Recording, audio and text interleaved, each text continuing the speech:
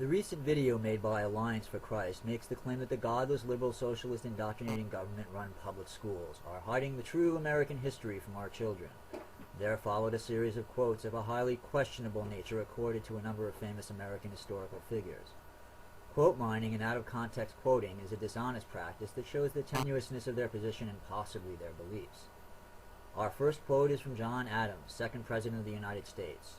It reads, "The general principles on which the fathers achieved independence were the general principles of Christianity.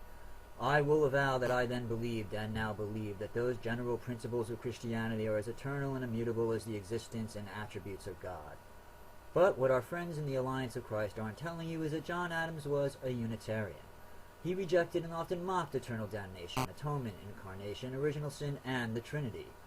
Later in life, Adams even went so far as to elevate reason over revelation, commenting that, if God himself revealed the doctrine of the Trinity to him with Moses on Mount Sinai, he still wouldn't believe it because man's reason proves 1 + 1 + 1 = 3, not 1. So it would be safe to say that John Adams' God is not the Alliance's God. The next quote is one attributed to John Quincy Adams, sixth President of the United States. It reads, "The highest glory of the American Revolution is this. It connected in one indissoluble bond the principles of civil government with the principles of Christianity." But what the Alliance of Christ doesn't do is show the original context of the quote given here. If we examine the history of this quote, we see that it is from a book by John Wingate Thornton called The Pulpit of the American Revolution. The sentence in the book reads as follows: "The highest glory of the American Revolution," said John Quincy Adams, "was this. It connected, in one indissoluble bond, the principles of civil government with the principle of Christianity." The words appear thus on page, but they are not enclosed in quotation marks, which means these are the author's own words.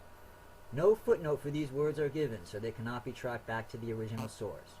It is a statement by the author that has been misquoted as a John Quincy Adams quote. Kudos to Jim Allison, by the way, on doing some excellent research on this one. I suppose the Alliance of Christ would argue that a lack of a source doesn't mean it isn't there, but that sort of argument tends to be dismissed by those who require facts, and it only works on those who are looking for rhetoric to support their own beliefs. Oh, and by the way, John Quincy Adams was the son of John Adams, our second president, and was also a Unitarian. He was actually a rather liberal president with policies that were upsetting to the then conservative Jacksonian supporters. Those policies included fair treatment of the American Indians and tariffs, that is, taxes, collected for the building of public works such as roads and educational institutions, and I'm surprised to find a fundamentalist quoting him. Our next quote is taken from Patrick Henry, the twice governor of Virginia and famous for his "Give me liberty" or "Give me death." A quote whose validity has been questioned, as the writer, one William Wirt, reconstructed Patrick Henry's speech from oral testimony some 40 years later, and some of the cruder name-calling he used at the time is suspiciously left out of the text of his speech. The quote reads as follows: "It cannot be emphasized too strongly or too often that this great nation was founded not by religionists, but by Christians, not on religion, but on the gospel of Jesus Christ." This quote appears at first to be a section in Patrick Henry's will. However, on closer inspection, we see that the Alliance of Christ is in error. The italicized section is the mine quote. Note the bolded sections. The above section is from Patrick Henry's will, while everything below the words "his will" is written by another author, not Patrick Henry. Notice the bolded and italicized last line, which clearly indicates a second author. Now, really, there is ignorance and there is willful stupidity. Education is pointless when a person has no interest in knowledge and truth, and one would think there are limits to just how blissfully and deliberately stupid a person can be. Next, we have not one, not two, but 3 quotes from Thomas Jefferson. Now, Thomas Jefferson is a bit of a problem for Christians. While not quite an atheist, although he was accused often of being one, he is definitely not a Christian by fundamentalist standards. At most, he could be considered a deist. He was a firm believer in the principles of separation of church and state, as well as overtly hostile towards established religions, condemning and mocking them openly. These quotes make me more than a little upset, as the level of dishonesty we approach here reaches almost immeasurable heights. The first example is a classic example of partial quote mining. Alliance of Christ quotes Jefferson as saying, "I am a Christian, in only the sense he wished anyone to be, sincerely attached to his doctrines in preference to all others." Here's the quote in its actual context. You'll note that it isn't all that flattering to Christianity. The same thing is done with the next quote by Jefferson, and yet another attempt at blatant quote mining.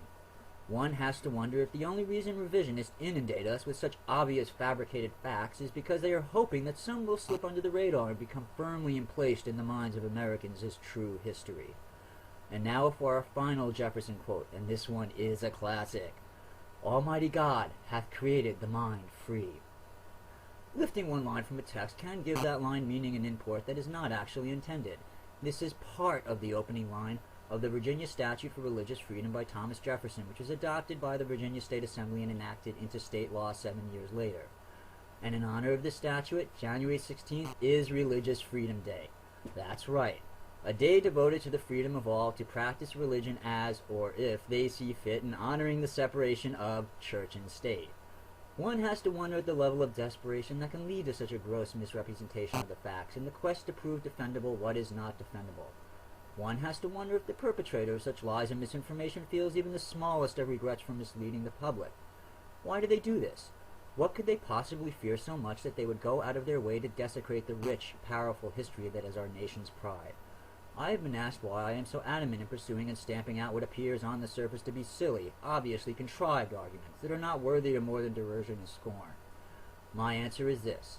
We learn from our past. We learn from our history. How are we supposed to learn anything of any worth if we manufacture that history in an attempt to pursue an agenda, especially one that is counterproductive and dangerous to all? What these revisionists don't realize is that their words must be opposed and the truth must be presented and preserved. We do this not just for ourselves and our children, but for them and their children as well. Skeptics, rationalists, atheists, and even theists. All those who would seek the truth and hold it sacred and dear so that we might all have a better tomorrow. And so, I leave you with this quote from our third president, Thomas Jefferson. Question with boldness even the existence of a God, because if there be one, he must approve of the homage of reason more than that of blindfolded fear.